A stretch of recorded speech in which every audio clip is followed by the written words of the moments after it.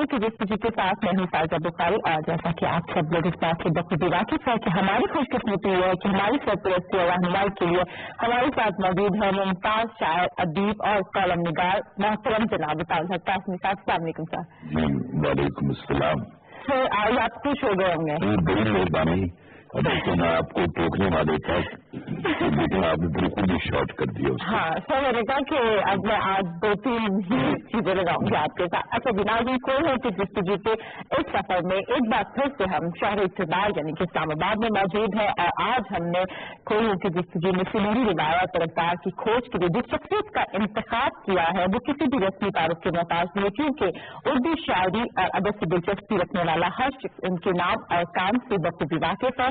اردو میں عصر حاضر کے نمائندہ شاعروں کی بات کی جائے تو ان میں ایک اہم نام 21 مارچ 1945 کو لکھنؤ میں پیدا ہونے والے ممتاز لب لہجے کے نامور شاعر جناب افتخار عارف صاحب کا آتا ہے۔ جی ہاں، ہماری آج کی مہمان شخصیت یہی افتخار عارف صاحب ہے جنہیں اردو مرکز لندن کی سربراہی کے ساتھ مقتدرہ قومی زبان کی صدر نشینی اور اکیڈمی آف لائٹس کی چیئرمینی کے اعزازات بھی حاصل ہیں۔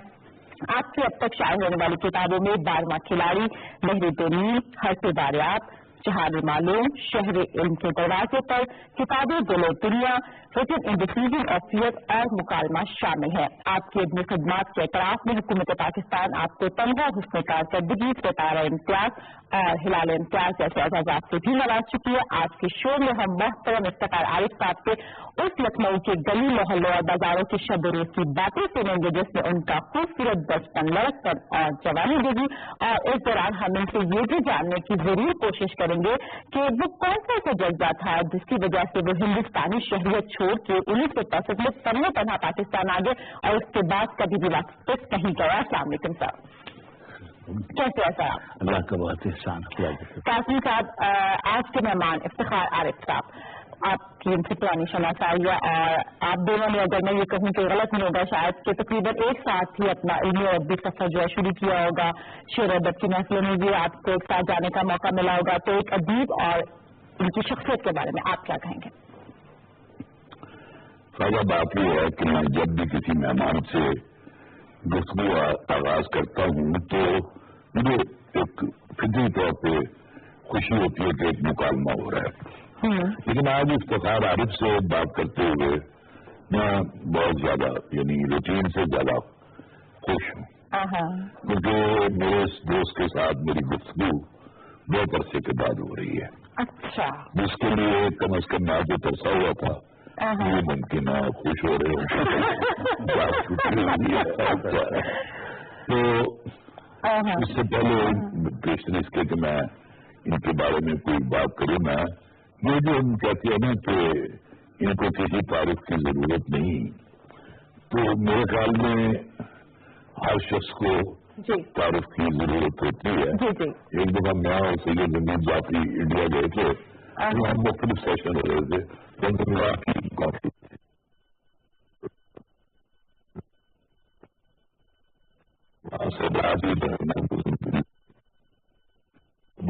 کہ یہ پاکستان سے 2 مہمان آئے ہیں، نام بتائے گئے ہمارے، ان کے فرشتوں کو بھی نہیں پتا کہ زمین جعفری کون ہے اور قاسمی کون ہے۔ اب انہوں نے جو اعلان کیا وہ یہی تھا کہ گل ہے ساڑھے 2 سجن آئے نے پاکستان تو، ایک تو جمیل جعفری صاحب، دوسرے عطا اللہ قاسمی صاحب، کہ گل ہے کہ میں مگر کی طرف انہوں نے کسی طرف کی لوڑی کو جنہیں تھوڑے سامنے آن گے آپ کو پتا لگ جائے گا سب کے کون ہے۔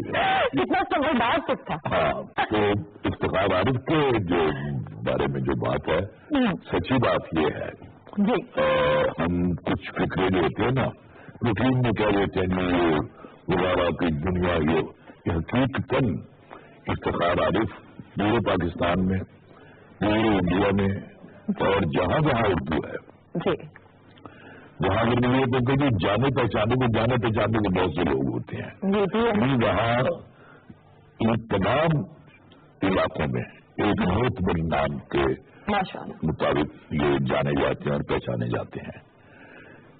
میری ان کی جو دوستی اور تعلق اور رابطہ اور ملاقاتیں بہت ہی پرانی ہیں، ہم دونوں کی پیدائش 1943 کی ہے اور میرے خیال میں ہم ایک دوسرے سے 1942 سے ملتے چلے آ رہے ہیں. یہ کسوٹی پروگرام کرتے تھے جب انہوں نے ایک دفعہ مجھے اس میں بلایا. آپ کو بھی زیادہ سب جانتے ہیں کہ ان کی جو پہچان جب شروع ہوئی ہے نا وہ کسوٹی سے شروع ہوئی تھی. اچھا ہاں مطلب یہ کہ اس وقت میں شاعر کے سب کچھ تھے لیکن عوام الناس میں ان کے نام کا جو ڈنکا بجا ہے وہ کسوٹی سے ہوا تھا. یہ تھے اور آپ کے ساتھ عبید اللہ دو ہوتے تھے. تو اتنے ذہین لوگ یہ اتنے ذہین لوگ 10 سوال پوچھتے تھے 20 سوال. اب دنیا جہان کی کسی شخصیت کا کسی علاقے کا کوئی جو ہے وہ نام لیں تو 20 سوالوں کے اندر یہ آپ کو بتا دیتے تھے کہ یہ مجھے بھی میں نے کہا کہ آپ سوچیں وہ نام. میں نے نام سوچا انہوں نے دوسرے سوال میں بتا دیا. کیا نام تھا؟ میں نے غالباً ہمیں نظامی کا سوچا تھا.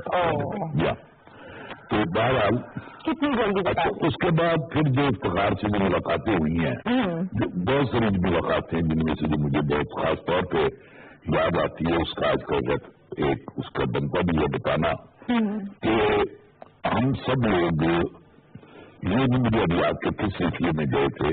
افتخار تھے میں تھا عبید اللہ بیگ میں تھے ٹیم کی پوری ہم گئے تھے درادم کھیل. اچھا اب درادم کھیل میں اس طرح داخل ہوئے ہیں جیسے اپنے یہاں یعنی شالمی سے آپ موتی ہوئے بیٹھے ہو ایسے بالکل. اور مجھے اتنی خوشی ہوئی کہ وہاں جو ہمارے پختون بھائی کے بیٹھے ہوئے انہوں نے بھرپور طریقے سے ریسیو کیا افتخار عارف کو بھی دیکھ کو بھی کیونکہ وہ سب ٹی وی دیکھتے تھے اور انہوں نے اتنی ہماری خاطر مدارات کی. اچھا گوجن میں ہم لوگ گئے تھے موسم خان بھی صاحب کا موسم صاحب سے تو کس سلسلے میں گئے تھے مجھے یاد نہیں. کسوٹی کی یہاں ریکارڈنگ تھی. اس کے بعد آئے ہوئے تھے تو پھر ہم لوگ سب سیر کریے اور رستے میں جو لطائف ہوئے ہیں رستے میں جو ایک دوسرے کی پاگے کھینچی گئی ہیں رستے میں جو ایک دوسرے کی حاصل کری گئی ہے اس کی خاصی مطلب سب سے اہم بات یہ ہے کہ جب ہم لوگ وہاں پہنچے تو انہوں نے یہ کہا کہ آپ چلیں ہمارا کھانا کھا رہے نہیں رہیں گے. اب آپ بتائیے ہم نے کہا چلیے ہو جاتے ہیں. اب وہ شام ہو رہی تھی اور اب ہم نے دیکھے تھے وہاں طرف جو ہمیں تو اندازہ نہیں تھا. ہم نے بہت وقت اتنی بندوقی گئی فلموں میں تیار رہیں گے. بہت لوگ ہماری خاطر تھی. بعد میں ہم لوگ گاڑی میں جانے لگے تو بچے کھڑے ہوئے تو یہ آپ نے ان کو لکھا بھی ہے تو آپ بھی بتائے ہم لوگ میں نے والے لکھا تھا اس کے نام تھا تمہارے رستے میں روشنی ہو.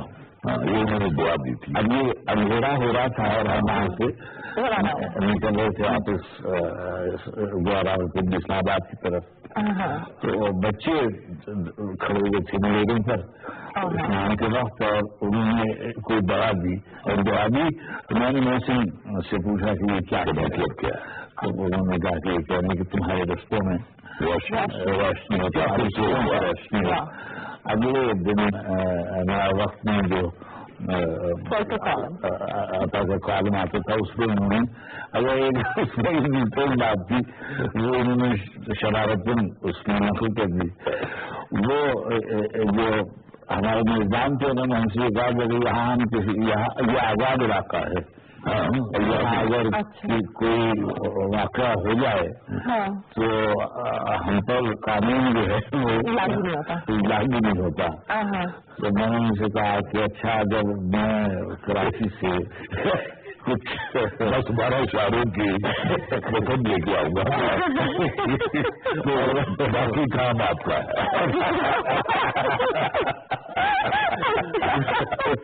تو اچانک وہ واقعہ احتیاط اور ہوشیار اچھا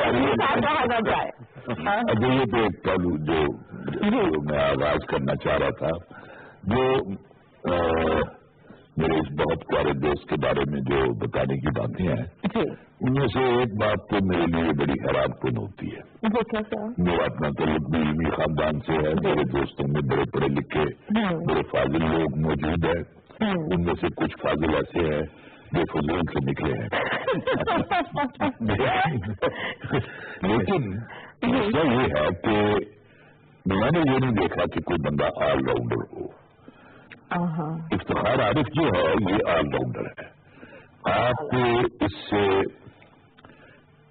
ادب کے بارے میں بات کر لیں, آپ اس سے ادیان کے بارے میں بات کر لیں, کسی بھی دین کے کسی بھی مذہب کے بارے میں بات کر لیں, آپ اس سے کوئی جو موضوع ہے آپ کے ذہن میں وہ بات کر لیں تو وہ افتخار آپ کو سرسری جواب یا مطلب خیالی جواب نہیں دے گا. باقاعدہ کتابیں پڑھی ہوئی ہیں ہر موضوع پہ. یعنی اب تو کریے اور لیکن جب یہ یاد تھے میں ان کے کمرے میں جاتا تھا, چھوٹا سا کمرہ تھا, اس میں 2 سنگل بیڈ بچھے ہوتے تھے. ان میں سے 1.5 چارپائی پر کتابیں آدھی چارپائی پر محسوس ہوتے تھے. اور زندگی میں اتنی سادہ کہ روزانہ دفتر میں انہوں نے دال روٹی منگوا کے کھانی ہے. اچھا, اس کے لیے مطلب بالکل نہ سمجھے کہ یہ کنجوس ہے, بالکل کنجوس نہیں ہے. فطری طور پہ یہ مجھے بڑے خوبصورت تحفے دیتے رہے مجھے. اور وہاں بھی جاتا تھا جب میں لندن میں تو ان کی خاطر نظارات میں کوئی کمی نہیں ہوتی تھی. لیکن انہوں نے بہت مجھے کبھی کبھی ایک بات سمجھ میں نہیں آتی ان کی کہ ایک اندر درویش بیٹھا ہوا ہے اور باہر پورا دنیا دار ہے جو ہے. انہیں میری سمجھ سے دال روٹی پسند ہے. دال روٹی کی میں بات نہیں کر رہا, میں اوور آل بات کر رہا ہوں. ایک تو عالم بہت ہیں, زبردست عالم ہے, اس میں کوئی کلام نہیں ہے. دوسرے شاعری جو ان کی ہے, ان کے بہت سارے اشعار جو ہیں وہ ضربی مسلک کی حیثیت اختیار کر چکے ہیں. اور اب حالانکہ اب دیکھیں نا, اب جب شاعری میں زور ہو, اب کسوٹی پروگرام تو لوگوں کو یاد بھی نہیں رہا ہوا, پرانی بات ہو گئی ہے. لیکن افتخار عارف کا نام ابھی تک ذہنوں میں گونجتا ہے. سب کو پتا ہے کہ افتخار عارف ایک شاعر ہے اور بہت اعلیٰ درجے کا شاعر. تیسری بات یہ ہے کہ بہت خوش نصیب ہے افتخار عارف.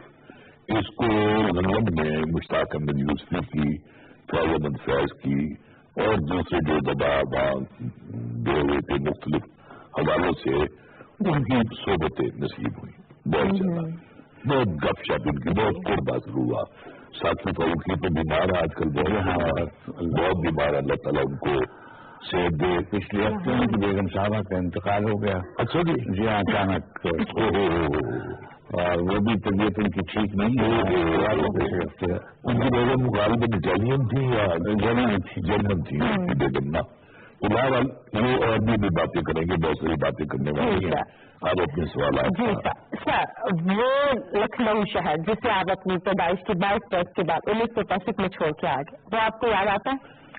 دیکھیے, یہ بالکل ممکن نہیں ہے جہاں زندگی کے دن آپ نے گزارے ہوں, مشکل کے دن آپ نے گزارے ہوں, اور خاص طور پر جب آپ غربت سے نکلتے ہیں اور مشکلوں سے نکلتے ہیں تو آپ کو وہ دن یاد آتے ہیں. اللہ آپ کا بھلا کرے. میں تھوڑا سا جب بھی کوئی میرا دوست یہاں پر یہ بات کرتا ہے نا اپنے غربت کے زمانے کی, تو میں روک کے ہمیشہ کہتا ہوں کہ ہمارے پروگرام کا مقصد ہی یہی ہے کہ ہم لوگوں کو بتائے کہ یہ جو تم کہتے رہتے ہو کہ وہ کوئی پوچھتا نہیں ہے. بابا یہ سفر کیے ہیں لوگوں نے لمبے لمبے, اس کے بعد انہوں نے اپنے مسائل پر قابو پایا. جی ہاں بالکل. جب آپ جیسا آدمی یہ مانتا ہے بات تو پھر ان کو بھی حوصلہ ملتا ہے. جی ہاں جی ہاں. اصل میں یہ جو بعض دفعہ ہم اپنی کمزوریوں کو ذکر اس لیے کرتے ہیں کہ لوگ ہم سے بہت مریض ہوں, لیکن بعض چیزیں حقیقتیں صحیح ہوتی ہیں. اور جیسے کہ ابھی عطا نے جو بات کہی وہ یہ ہے کہ پاکستان کا صدقہ ہے. اللہ تعالیٰ نے ہمیں اس قدر محنتوں سے نوازا اور ہم اس کا انکار کرتے رہتے ہیں اور اس کو اس طرح سے نہیں مانتے جیسا اس کا حق ہے. یہ تو ایک انفرادی صورت ہے. مجموعی رویہ یہ ہے کہ بہت مشکل کا زمانہ تھا اور اس میں ہم نے جیسے چھوٹے اسکول ہوتے ہیں ایسے پڑھنا شروع کیا.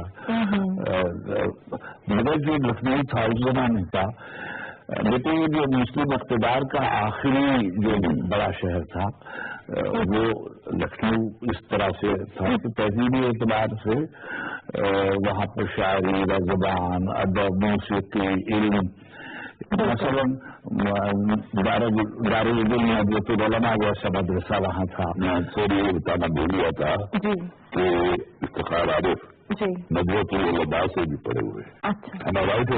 کچھ دن میں نے وہاں بھی گزارے.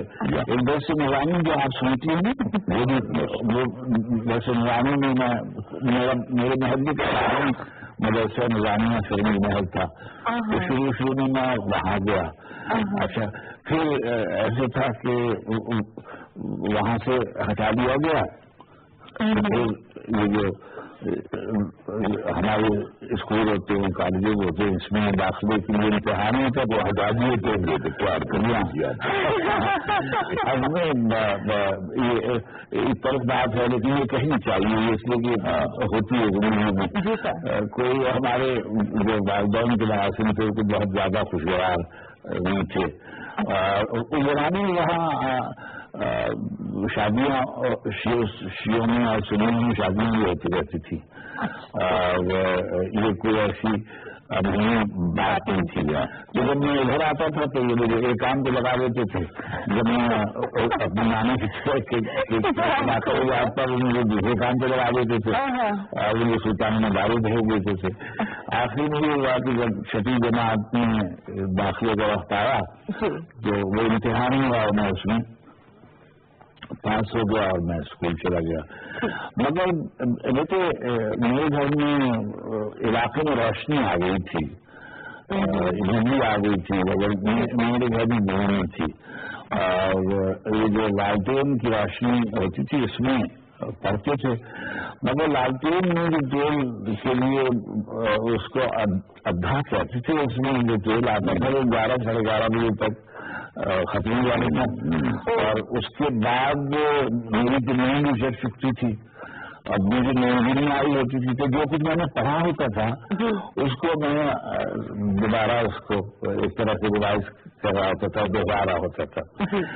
اور یہ جو حافظے کی تربیت تھی وہ اللہ نے ایک مشکل کو محنت سے بدل دیا. اچھا جب میں یونیورسٹی میں آیا تو لکھنؤ یونیورسٹی جو تھی وہ بہت دور تھی اور میں نے بھی وہاں داخلہ لیا تھا. تو ہمارے ہاں لکھنؤ یونیورسٹی میں راجاؤں کے بیٹے تعلق داروں کے بیٹے زمینداروں کے بیٹے پڑھتے تھے اور ہم ہمارے بہت مزدور تھے. مہارت محنت مزدوری کر کے روز کا کھانا فراہم کرتے تھے. تو مجھے پیدل جانا ہوتا تھا. اچھا اب مجھے حجاب بھی آتا تھا کہ وہی دن کلاس کے لڑکے گاڑی میں جا رہے ہیں تو میں دریائے گومتی وہاں ہے تو میں اس کے کنارے آ جاتا اور پیدل گومتی کے کنارے رسی چلا جاتا تھا. اچھا اب یہ جو راستہ تھا پورا یہ بھی اسی کی نظر ہو جاتا تھا سوچنے کی اور کرنے کی. گرمیوں کی چھٹیاں ہوتی تھیں تو لوگ کوئی نینی تال چلا جاتا تھا کوئی مسوری چلا جاتا کوئی شملے چلا جاتا مگر ہمارے پاس تو مسائل نہیں تھے. تو میں نے لائبریری میں جیسے شیلفز ہوتی ہیں کہ یہ اس گرمیوں کی چھٹیوں میں یہ والی جو الماری ہے اس کی کتابیں خرید جائیں. واش روم دورہ لائبریری تھی اور ایک ٹگور لائبریری تھی یونیورسٹی کی. تو میں 4 سے 6 گھنٹے تک لائبریری میں چھٹیوں میں وقت گزارتا تھا اور اپنی ڈسپلن سے علاوہ کتابیں پڑھتا تھا. ایک دفعہ ایسا ہوا کہ مجھے نہیں معلوم تھا کہ میری آنکھ کمزور ہے اور آپ کو بھی اندازہ ہوگا جو غریبوں کے بچے ہیں آپ کو یہ نہیں معلوم ہوتا. بصارت کی بات کر رہے ہیں. تو ایک دفعہ کیا ہوا کہ ہمارے کچھ ساتھ بدین ہر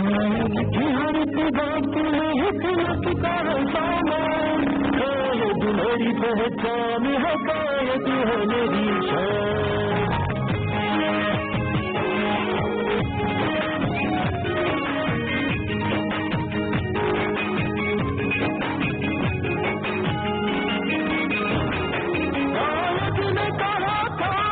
नफरत को मिटा दो, इस देश को गहवारो खूब का बना दो, हर घर को तालीम की शुरुआत हो गया दो, और जज्बा तामीर को हर दिल में जगा दो। दुनिया की तरक्की है तो दुनिया भी हो गया, कायद मेरी पहचान है कायद है मेरी शान।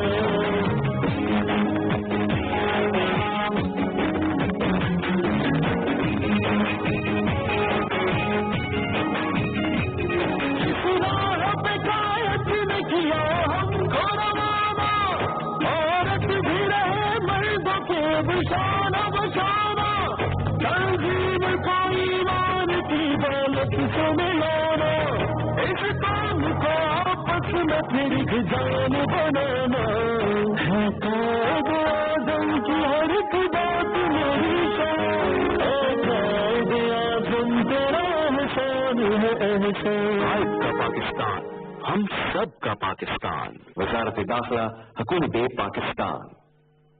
धूल, मिट्टी और जरासीम आपकी सर की जिल्द में जमकर डैंड्रफ का बाइस बन सकते हैं। Clear man neutral oil complex के साथ जिल्द की तह तक सफाई करे और दे unbeatable dandruff protection. Clear man unbeatable dandruff protection.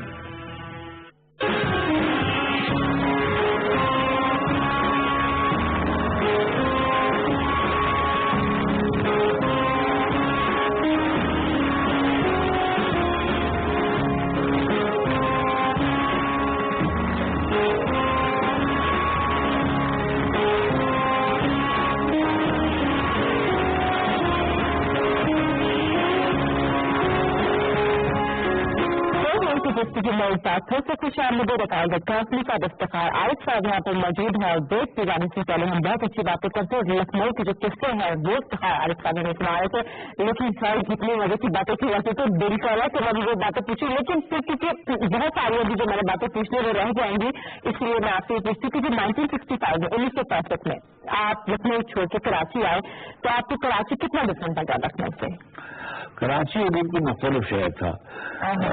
Lucknow अपने मिजाज में भी बहुत कदीम शहर था, पुराना शहर था और एक जवाल आमादा शहर था। लोग जो थे वो मायूस हो गए हुए थे, जो उनका ग्रामर था कराची लखनऊ का, वो रफ्ता रफ्ता खत्म होता जाता था और मुसलमानों के हालात दिन ब दिन खराब होते जाते थे। और मैं उसकी तफसील नहीं जाना चाहता और ये सियासी बात मैं नहीं छेड़ना चाहता, लेकिन ये बात कहना चाहिए कि अपने पाकिस्तान के सिलसिले में अवध के और यूपी के रहने वालों ने अपने विसाल भर कॉन्ट्रीब्यूट किया था, खासतौर पर अलीगढ़ और इलाहाबाद और लखनऊ यूनिवर्सिटी के लड़कों ने बहुत इस तहरीक में हिस्सा लिया। तो और उर्दू का एक किस्सा था, तो इसकी सजा शुरू में लखनऊ को भुगतनी पड़ी। जो मुसलमान लड़के थे उनका कोई अभी भी आप तशरीफ ले जाइए, यही हमारे बाज फैशनेबल लोग और तरह की बातें करते हैं, लेकिन अगर वो जाएं हिंदुस्तान और देखें तो उनको अंदाजा होगा कि सूरत अहवाल कुछ बहुत ज्यादा मुख्तलिफ नहीं है और उस तरह की जो जिंदगी है आज़ादी की और जो बराबरी का शायद हक उनके साथ नहीं होता, लेकिन ये इसका अंदाजा उन्हीं लोगों को होता है। मैं आपसे दरखास्त करूं कि इसको जाने दीजिएगा, बहुत से पाकिस्तान में रहने वाले इस बात से वाकिफ ही नहीं है कि हिंदुस्तान के मुसलमानों की सूरत अहवाल क्या थी जब तहरीक تصور پاکستان کا آغاز ہوا اور وہ اس نعمت سے پوری طرح واقف نہیں ہے. دنیا میں جو لوگ جن کا کوئی گھر نہیں ہے اور جو غلامی کی زندگی بسر کر رہے ہیں ان کے عذاب اور ان کی مشکلوں کا اندازہ نہیں ہے. تو جب ہم کراچی آئے تو بالکل جوانہ شہر تھا اور مگر بہت بڑھیا شہر تھا, بہت مہربان شہر تھا. اور وہاں پر کیسے کیسے لوگ تھے, وہاں پر سب حسن صاحب رہتے تھے, فیض صاحب رہتے تھے, وہاں ممتاز صاحب, اشتیاق حسین قریشی, سلیم احمد, حسن عسکری, اشتیاق حسین قریشی, ڈاکٹر محمود حسین خان, احسان بشیر, مشتاق یوسفی, جمیل نشتر, یعنی حسام الدین باشدی, غفور حسن, سید محمد تقی, خلیل الرحمان, یعنی آپ کے مختلف شعبے, ڈاکٹر سلیم زماں صدیقی, اختر حمید خان, یعنی مختلف شعبے بڑے بڑے لوگ وہاں رہتے. علامہ عبدالعزیز امانی, ذوالفقار علی بخاری, یعنی حرش ابن شاہ, ابراہیم گبیس, یعنی جرنلزم میں, علمی شعبے میں, فنون لطیفہ میں استاد بنتو خان, سمیع گنگو خان اور استاد اسد علی خان, موسیقی کے بڑے بڑے لوگ, اور ریڈیو, ٹیلی ویژن, اس میں تو بہت ہی بہترین زندگی. ہم آتے ہی ملازمت کی تلاش میں ریڈیو پاکستان چلے گئے. ہمیں کوئی نوکری نہیں ملی تھی, ایک آدھ جگہ نوکری نہیں ہے, تو وہ ہمارے ذات کے مطابق نہیں تھی. ایک دن ہم کام کرنا پڑتا ہے. وہ امتحان میں ہم بیٹھے, آسٹریشیا بینک ایک ہوتا تھا, اس میں بھی وہ زمین مسٹر صاحب نے ہمیں پانی ملایا, تو انہوں نے مجھ سے کہا کہ کچھ تھوڑی دیر ان سے بات کیا کہ آپ کے بس کا کام نہیں ہے. حالانکہ میں نے ریٹن ٹیسٹ پاس کر دیا تھا اور انہوں نے مجھے نہیں کرنے دیا, اور بعد میں کہتے نہیں تھے کہ میں نے تمہیں بچایا, میں نہ ہوتا گا کیونکہ ٹائم ہمارے پاس کم ہے, سوالات بہت ہیں. اس سے پہلے تو میں آپ کو میں چاہتا ہوں بیچ میں جو ایک دلچسپی کا جو سلسلہ ہے جو بھی برقرار رہے, کہ ایک تو جو لکھنؤ آپ کے ذہن میں جیسا کہ یہ بتا رہے ہیں, تو لکھنؤ وہ نہیں تھا کہ جب مولانا مرتضی احمد خان ناقش وہاں گئے, انہوں نے پانی مانگا, تو چھوٹی سی ایک پیالے میں تھوڑا سا پانی لے کے آئے, تو انہوں نے کہا یہ کان میں ڈالنے میرے. وہ نہیں تھا. دوسری بات جو میں نے زبان سے میں سننا چاہتا ہوں, ایک شاعر تھے ہمارے, بہت بڑے شاعر,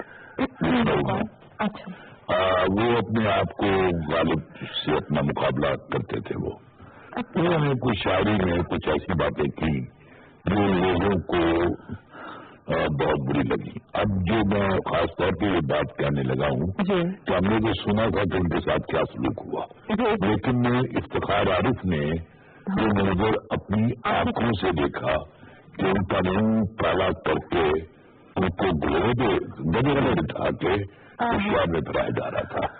وہ افتخار آپ کو بتائیں گے. میں ایک اسکول میں پڑھتا تھا, مین ہائی اسکول, وہاں پر یہ شور ہوا کہ جو کچھ لوگ ہیں جو اس گلی میں آ گئے ہیں اور یہاں سے فلاں گھر میں جو صاحب رہتے ہیں ان کو وغیرہ دے گئے ہیں, ان کو اب ہم سڑک پہ آئے تو یہ منظر دیکھا کہ یگانہ کو یگانہ جی ان کا جو منہ ہے وہ کالا کر کے اور گدے پہ بٹھا رہا ہے, اور بچے جو ہیں وہ پیچھے کنسٹرول کیا ان کی حقیقت کیا جیسے زبان میں آئی, یہ گانا یہ کنارا چلا کتنا چلی, کہیں یہ کیا بات زبان میں آئی, بات بھول مگر اگر اثر دونا زبان میں آئی, کیا کہ سب تیرے سوا کافر, آخر اس کا مطلب کیا, سر پھرا دے انسان کا, ایسا خط کے مطلب کیا. وہ بہت بڑے شاعر کمال کے, بہت بڑے شاعر تھے.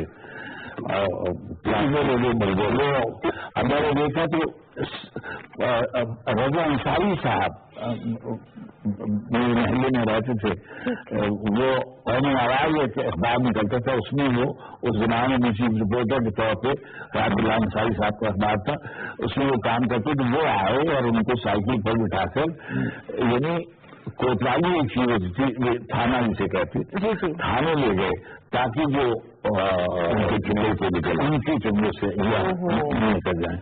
اس کے بعد ہمارے استاد اور اردو کے بہت بڑے مقام اور موقع مسعود حسن غزنوی ابھی ڈاکٹر مسعود کے والد، وہ پھر ان کو اپنے گھر لے گئے اور وہاں انہوں نے رکھا۔ تو اس دن میں پاکستان میں تشریف لائے، لیکن نہ یہ بات یہاں ختم نہیں ہو جاتی۔ جب وہ فوت ہوئے ہیں ان کے دفنانے کا بھی جو مسئلہ ہوا تھا، ان کو دفن نہیں کرنے دیا جاتا، وہ رات کو ان کو لے جایا گیا قبرستان، تو جب لوگوں کو معلوم ہوا کہ یہ جانا چاہیے ہیں تو انہوں نے کہا کہ ہم اس قبرستان میں ان کو دفن نہیں کریں گے۔ تب وہ مسعود حسن غزنوی صاحب ایک اور جگہ لے گئے اور وہاں انہوں نے مرزا راجو حسین کہہ کر ان کو دفن کیا۔ میرے استاد محمد نے مسعود صاحب کو اور ان کی بیگم صاحبہ، تو میں جب گیا ان کے پاس تو رضا علی عابدی صاحب اور میں اور میرے مسعود ہم وہاں گئے تو ہم نے دیکھا کہ ان کی قبر پر لوہے کے آنکھیں لگے ہوئے تھے۔ تو میں نے ان سے پوچھا کہ یہ لوہے کے آنکھیں کیوں لگے ہوئے ہیں مزار کے ساتھ؟ تو انہوں نے کہا کہ لوگ جو ہیں وہ اس کو توڑ دیتے ہیں اور پتھر اکھاڑ دیتے ہیں۔ اچھا، یہ ذکر میں نے بن اس کا چھیڑا انتخار اس وقت بدقسمتی سے ہمارے پاکستان میں بھی موجود ہے، یعنی ذرا سی بات پر، ذرا سی اختلاف پر ہم کافر کہتے ہیں، ہم کہتے ہیں کہ ہمارے پاس آئیں، ہمیں کلمہ سنائیں، ہمیں کہتے ہیں کہ ہمارے سامنے آئیں، اپنے توبہ کریں کچھ ایسے، ہر شخص جو ہے وہ مفتی بن بیٹھا ہے۔ بالکل، تو یہ مرض جو ہے ہم مسلمانوں میں کوئی اتنا یعنی نیا نہیں ہے، پرانا چلا آ رہا ہے یہ بالکل۔ اور میں آپ سے اس کروں کہ اگر آپ تاریخ دیکھیں ہماری تو ہمارے بڑے بڑے علماء، اور میں ان کے نام نہیں لینے چاہتا کہ میں بھی ان لوگوں میں شامل ہو جاؤں کہ ان کے سلسلے میں یہ ہوا اور اختلافی باتیں کی گئی، اور بعضوں کو لیکن بعد میں افتخار ہمارے جتنے بھی علماء ہیں اہل سنت والجماعت کے والے تشریح کے، ان سب کو بڑی سزائیں ملی، بات شاید کوئی ان میں سے کوئی بچاؤ۔ اچھا، اب جو میں بات افتخار سے کرنا چاہ رہا ہوں میں یہ کہ یہ جو کراچی میں آئے ہیں نا، اس کے بعد ایک پوری مسلمی بات تھی شاعروں کی، اس میں پرین شاکر تھی، وہ تو خیر آپ کے سامنے بنی میرے خیال میں، عباد اللہ علیم تھے، اپنا نہیں یہ آپ کے ہمسر بھی ایک سینئر تھے نا، میں جو ان کی بات کر رہا ہوں ساتھیوں میں جو آپ کے ہمسر تھے، قاسم کو تو ابھی، اور وہ دوسرا اپنا جو بہت شرارتی تھا ہمارا دوست سربت حسین، تو یہ پھر ایک ان کا ایک اپنا ایک نئے لوگوں کا گروپ بنا گیا ہم لوگوں کے ساتھ سب جنہوں نے ایک نئی شاعری سمجھنی شروع کی۔ تو جو حسین جمال ثانی جو تھا وہ کمال کا آدمی تھا، وہ ایک مشاعرے کی تھا، نظامت کر رہا تھا، تو بڑے برے شاعر کو اس نے بلایا اور کہا کہ میں ان کا نام لے کے کہ میں ان کو سب سے پہلے جانب دیتا ہوں، یہ تو نہیں چاہتا تھا کوئی نے یہاں بلایا جائے، یہ تو یہ چاہتا تھا کوئی نے اس سے بھی پہلے دے دیا۔ کیا فیل کرتے ہیں دوستوں کے بچھڑنے پہ؟ اور میں تو یہ رہا ہے کہ ہم اپنے رفتگان کو یاد رکھنا چاہتے ہیں، ہم اپنے رفتگان کو یاد رکھنا چاہتے ہیں، دلوں کو درد سے آباد رکھنا چاہتے ہیں۔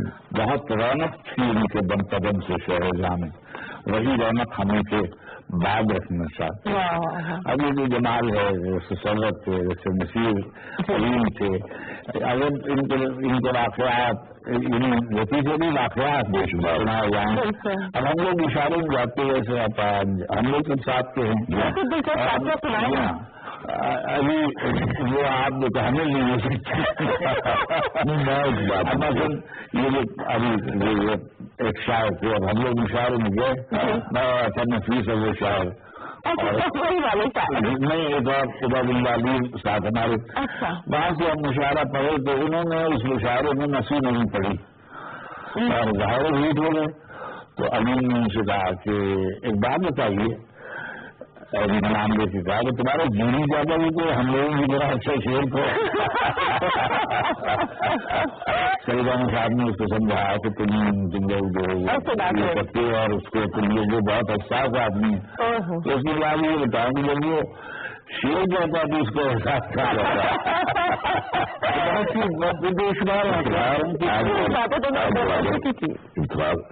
آج صحیح سے جواب دے دو میرے سوال کا. تو آپ کا ایک شعر ہے کہ تم سے بچھڑ کر زندہ ہے, جان بہت شرمندہ ہے. چلو چلے آپ نہیں کریں, پہلے یہ بتا دیں کہ یہ غزل کا شعر ہے یا سیاسی شعر ہے یہ. ہاں یہ دیکھیے اس کے ساتھ بڑا برا ہوا ہے شعر کے ساتھ, اس لیے کہ اس کے نعرے میں تبدیل کر دیا گیا پہلے تو. اور اس میں بہت سی تبدیلیاں ہوتی رہتی ہیں وقت کے ساتھ, لیکن ایسی بات ہے جلدی بنے گی جو ناقابل بیان ہے.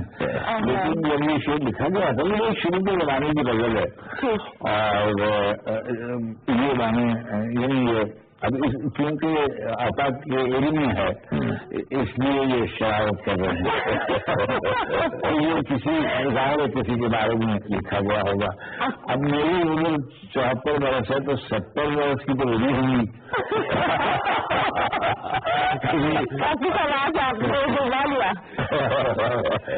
اس کا جو بالکل ہم لوگ واقعہ یہ ہے کہ اگر میں 74 برس کا ہوں گا تو 70 برس کی ہوگی. مگر یہ کہ ایک دفعہ کسی نے ویسے یہ تو لمٹ امکان ہے وہ اسی برس کی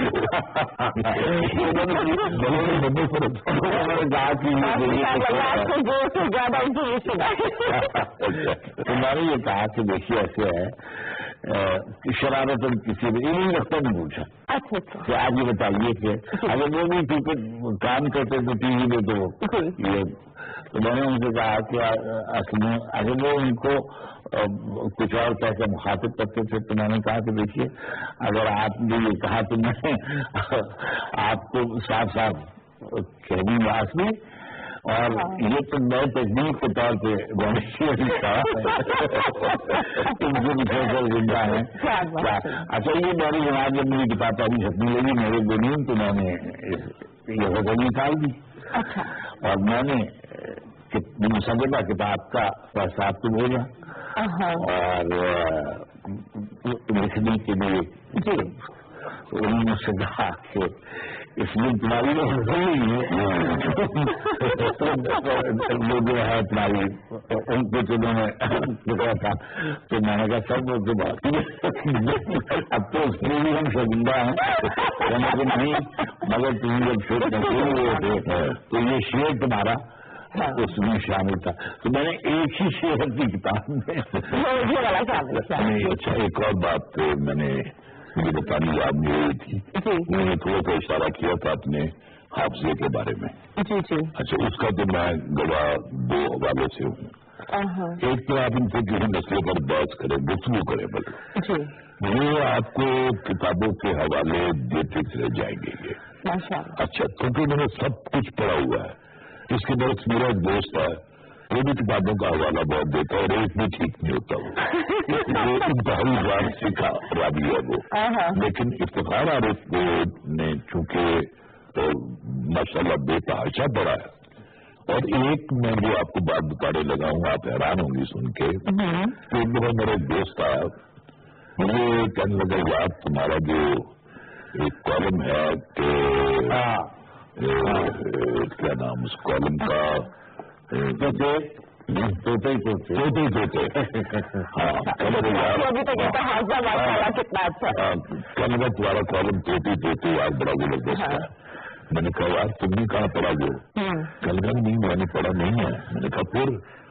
कहते इफ्तिखार आरिफ ने मुझे तुम्हारा कॉलम पूरे का पूरा जुबानी सुनाया।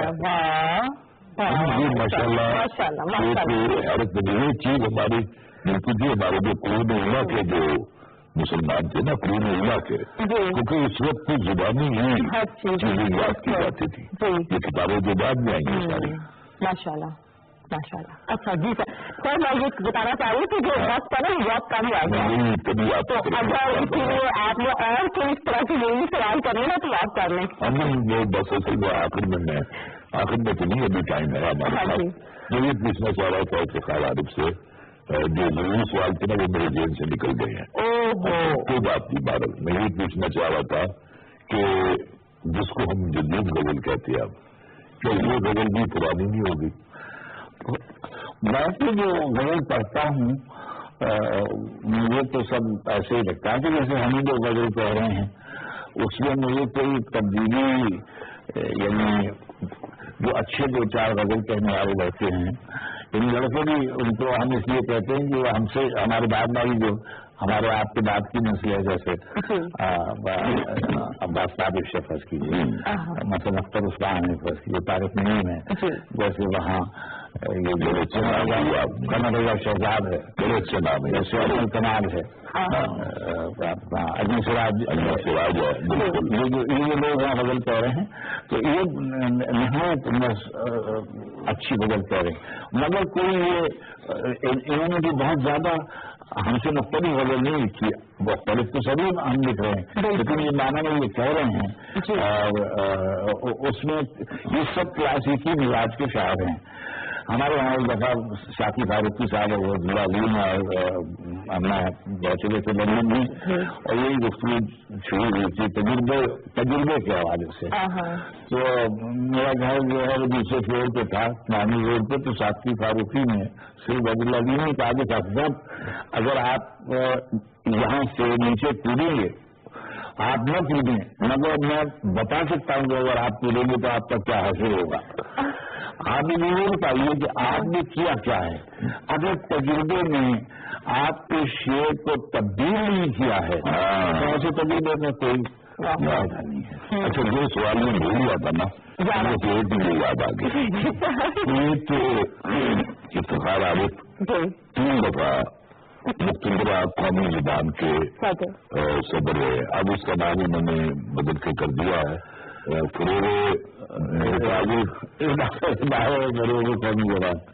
फरोग कौमी जुबान। हालांकि मुश्किल नाम बड़ी मुश्किल से याद हुआ था दूसरा कर दिया। तो मैंने ये पूछना था इसके लिए ये काम था आइन की रूह से कि इतने बरसों में आपने उर्दू जो है उसको सरकारी जुबान के तौर पे नाफिज करना है चुनाची इसके रस्ते में जो मुश्किलात है जुबान की वो आपने दूर करनी है। अच्छा अब एक वक्त आया कि वो सारा काम मुकम्मल हो गया और वो जाके तो वहाँ अब वो पेश की गई। अच्छा ये है अब आप तो मेरे सुनने में आया है इफ्तिखार साहब उसके तरबीब करेंगे कि कुछ ब्यूरोक्रेट्स ने कहा कि आप लोग तनख्वाह लेते रहे छोड़े इस काम को क्यों आप कौम को जाल रखना चाहते हैं। और उसमें एक मैं नाम ले लेता हूँ उसमें जनरल काजी भी शामिल थे जनरल अशरफ काजी जिन्होंने ये बात कही जिन्होंने तो इसमें कहा मुझे तो ये नहीं मालूम लेकिन मेरे जमाने में ये कहा तो हर पहले तो कहा तो जाता था मगर नहीं नाफिज करनी थी लेकिन कौन नाफिज करेगा एक तो नाफिज करने का लफ्ज ही मालूम नजर रह गई नाफिज ही है हम आप गुफ्तगू कर रहे हैं सरकारी जबान बनाने नहीं हुआ जब तक सरकार खुद दिलचस्पी नहीं देगी और इसको नहीं करेगी। अब देखिए मैंने यही अर्ज किया कि वो जो हमारी जो डेमोक्रेसी जो है वो सरकार है ना अच्छी बात है। हाँ इसलिए जो मतलब ہمارے چیف جسٹس صاحب اس زمانے کے جو تھے انہوں نے یہ فیصلہ کیا کہ وزیر اعظم نے اس کی توثیق کی کہ ہاں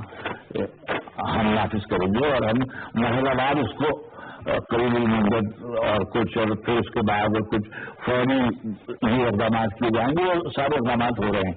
لیکن جب تک اب مثلاً جو فرض کی عدالتیں ہیں وہی اپنے سارے فیصلے جو ہیں وہ انگریزی نہیں کر رہی ہیں جنہوں نے یہ فیصلہ کیا یہ دیکھ لینا آپ نے بالکل. اچھا میں اپنا افتخار بھائی میں تو اس بات کا زبردست حامی ہوں کہ میں اس کا حامی نہیں ہوں کہ اردو کو ہم ذریعہ تعلیم بنائیں. اس میں بہت پرابلمز ہیں لیکن سرکاری زبان بنانا مست ہے. جب عدلیہ میں جب ایک آدمی جاتا ہے نا اس کو وکیل کرانا اس کو درخواست لکھنی نہیں آتی بھائی. بالکل ایسے ہی وہ جب کام ہو جائے گا نا پھر ہم پر یہ جو نئے انگریزی کے بل بوتے پر جو بیٹھ کر بیوروکریٹ ہم پر حکومت کر رہے ہیں ان کی ساری سکمنیسی جو ہے وہ چلی جائے گی اور ایک عام آدمی جو ہے وہ ان کی جگہ لے گا جس کو کام بھی آتا ہوگا جس کو زبان بھی آتی ہوگی. اگر سر سچی بات آپ سے گزارش کروں کہ یہ ایک باقاعدہ ایک بہت ہی محدود طبقہ ہے جو اس کو نہیں رائج ہونے دیتا. دیکھیے انگریزی کہاں بولی جا رہی ہے؟ انگریزی بولی جا رہی ہے اسلام آباد میں کراچی میں لاہور میں فیصلہ آباد میں. لیکن جو پاکستان ہے وہ آباد ہے مختلف صوبوں میں اس کے گاؤں میں دیہات میں وہ بچے انگریز نہیں ہو سکتے. اگر وہ پڑھتے بھی ہیں تو یہ آپ کے ساتھ مسابقت میں شریک نہیں ہو سکتے. میرا بھائی جب بچہ Beacon high university school grammar school کے بچے سے کمپیٹ نہیں کر سکتے. اچھا اب کیا ہے ہم بار بار یہ کہتے ہیں قائد نے ایک بات کہی تھی اس کو پورا نہیں نقل کیا گیا اور اس کو متنازع بنا دیا گیا. قائد نے یہ کہا تھا کہ سرکاری زبان کے طور پر اردو کو نافذ کیا جائے لیکن صوبائی حکومتیں اس بات کا حق رکھتی ہیں کہ وہ کاروبار میں بے نسق چلانے کے لیے جس بھی زبان کا انتخاب کرنا چاہیں کر سکتے. چنانچہ صوبے اس بات میں پوری طرح آزاد ہیں. لیکن جیسے انہوں نے کہا ہمارا غریب آدمی ہے ہمارا کسان ہے ہمارا مزدور ہے ہماری درخواست ہے. اب اس میں رٹی ہوئی انگریزی میں یہی لکھا ہوا ہوتا ہے یہ موسٹ اوبیڈینٹلی وغیرہ. جو ہماری بیوروکریسی ہے اس کی اکثر بیوروکریسی میں انگریزی آپ سنتے ہیں کہ الحمدللہ سب سے زیادہ لڑکے جو فیل ہوتے ہیں وہ انگریزی میں. قاسم صاحب آپ کا بہت بہت شکریہ. آپ کا بہت بہت شکریہ. تمام دیکھنے والوں کا شکریہ. آپ لوگوں کو یہ پروگرام کیسا لگا؟ ہمیں تو بہت اچھا لگا. آپ کو اپنا فیڈ بیک دینا نہیں دینا یہاں پہ ابھی اللہ حافظ نہیں ہو رہا اس لیے کہ جیسا کہ سر نے کہا ہے ہم افتخار عارف صاحب سے کچھ سنیں گے. اب دیکھیے آج کل ایسے ہے کہ مختلف جو ہمارے سیاست میں روزانہ ایک شعر اس کو پڑھ دیتے ہیں. میں اکٹھا ایک غزل آپ نے سنا دی. نکھر جائیں گے ہم کیا جب تماشا نکھر جائیں گے ہم کیا جب تماشا ختم ہوگا. میرے معبود آخر کب تماشا ختم ہوگا. سبحان اللہ. نکھر جائیں گے ہم کیا جب تماشا ختم ہوگا. میرے معبود آخر کب تماشا ختم ہوگا. چراغ حجرے درویش کی بجتی ہوئی لو. سبحان اللہ. چراغ حجرے درویش کی بجتی ہوئی لو ہوا سے کہہ گئی ہے اب تماشا ختم. چراغ حجرے درویش کی بجتی ہوئی لو ہوا سے کہہ گئی ہے اب تماشا ختم ہوگا. یہ سب کٹپٹلیاں رقصہ رہیں گی رات کی رات. یہ سب کٹپٹلیاں رقصہ رہیں گی رات کی رات کی رات. سال سے پہلے پہلے سات تماشا. یہ سب کٹپٹلیاں رقصہ رہیں گی رات کی رات. سال سے پہلے پہلے سب تماشا ختم ہوگا. کہانی آپ الجھی ہے کہ الجھائی گئی. سبحان اللہ. کہانی آپ الجھی ہے الجھائی گئی ہے. یہ عہدہ تب کھلے گا جب تماشا ختم. یہ عہدہ تب کھلے گا جب تماشا ختم ہوگا. تماشا کرنے والوں کو خبر دی جا چکی ہے کہ پردہ کب گرے گا تب تماشا ختم ہوگا.